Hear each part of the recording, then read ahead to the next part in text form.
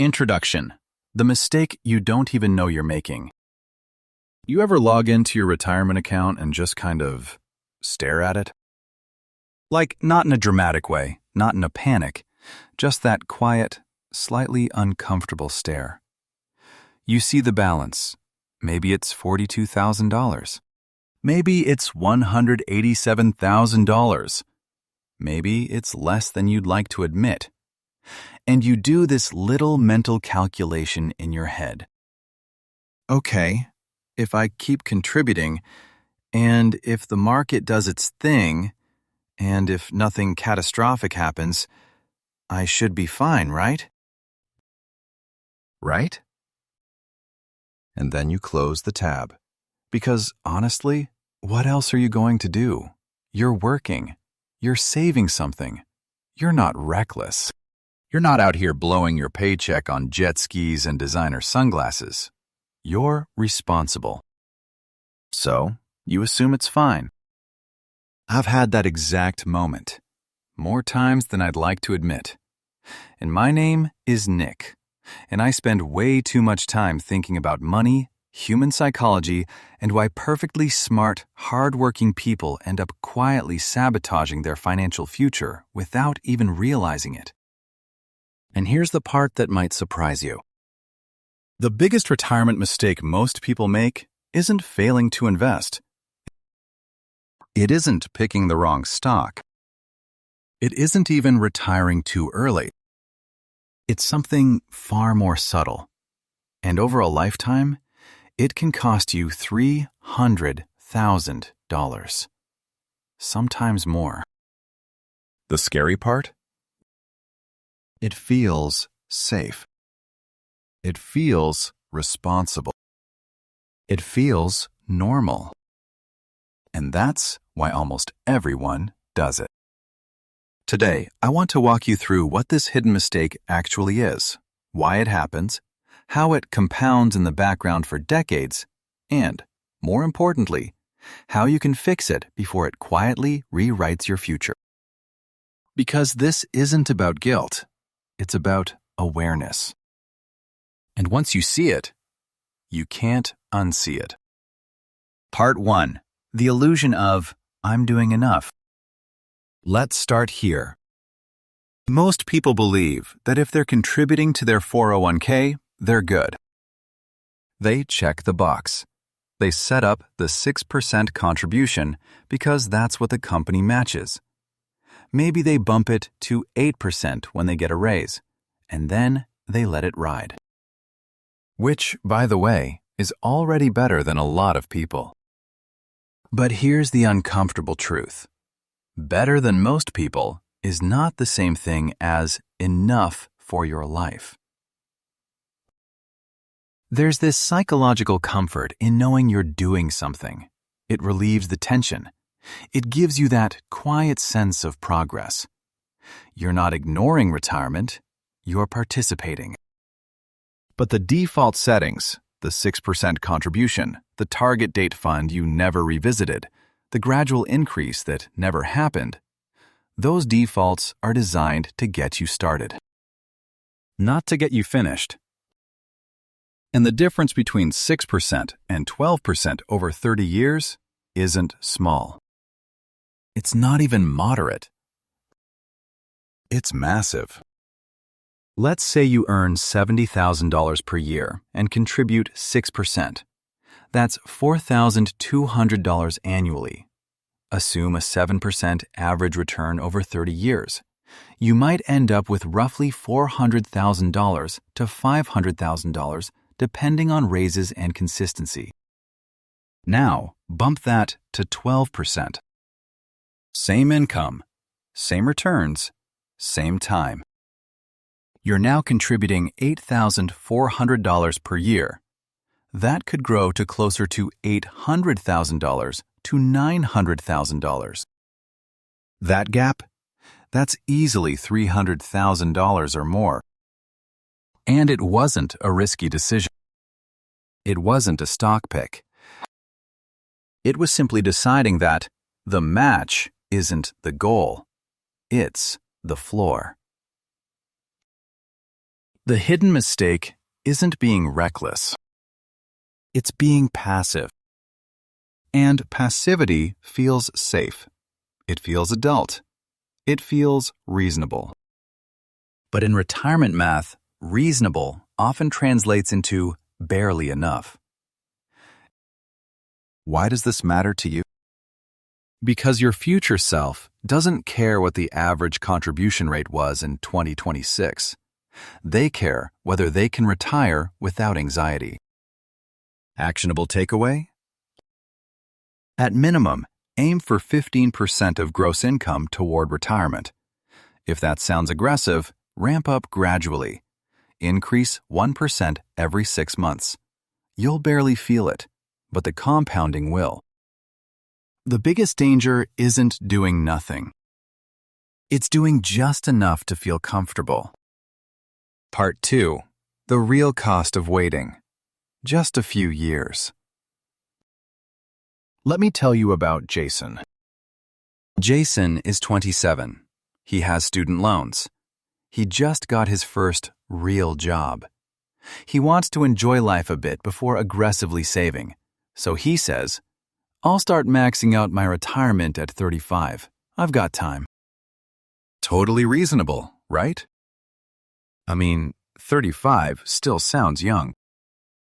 But here's what most people don't internalize about compound growth. Time is not linear. It's exponential. If Jason invests $6,000 per year starting at 25 and stops at 35, just 10 years, and earns 7% annually, that money could grow to over $500,000 by age 65. If instead he waits until 35 and invests $6,000 per year for 30 years, triple the time contributing, he may end up with roughly the same amount. Let that sink in. 10 early years can equal 30 later years. That's not intuitive. Our brains don't naturally grasp exponential curves. We think, I'll just make up for it later. We imagine working harder in our 40s, earning more, contributing more. And sometimes that works. But life has a funny way of adding complications in your 40s. Kids, mortgages, health issues, aging parents, career plateaus. That magical, I'll catch up later window gets crowded. The hidden $300,000 mistake is often just delay. Not because you're irresponsible, but because you underestimate how valuable your 20s and early 30s really are. Why does this matter? Because if you're under 35 right now, your financial leverage isn't your income. It's time. And if you're over 35, it's not too late, but urgency matters. Action step. Automate something today. Even $200 a month into a Roth IRA. Even if it feels small. Even if you think it won't matter. The earlier money goes in, the harder it works. And compound interest is brutally unfair to procrastinators. Part 3. Lifestyle inflation, the silent wealth killer. Okay, let's talk about something a little uncomfortable. You get a raise. What happens next? Be honest. Do you increase your retirement contribution? Or does your lifestyle gently expand? Maybe you move into a nicer apartment, upgrade your car, start ordering delivery more often. You tell yourself, I worked hard for this. And you did. You absolutely did. But here's what lifestyle inflation does. It locks in higher fixed expenses. And once your expenses rise, it becomes psychologically painful to reduce them. I remember the first time I upgraded my apartment. It had big windows, hardwood floors, a gym in the building. I told myself it was investing in my quality of life. And it was. but it also quietly consumed the margin I could have invested. And that margin, over decades, could have been worth hundreds of thousands. The hidden retirement mistake isn't enjoying your money. It's letting every raise disappear into consumption. If you increase your income by $10,000 per year and allow all of it to inflate your lifestyle, you've just erased the easiest opportunity to build wealth. But if you split it, 50% toward investing, 50% toward lifestyle, something powerful happens. You feel rewarded. And your future self gets funded. Why this matters. Most people don't fall behind because of one catastrophic decision. They fall behind because every raise quietly goes somewhere else. Action step. The next time you get a raise, pre-decide the split before the money hits your account. Increase your retirement contribution immediately. Make it automatic.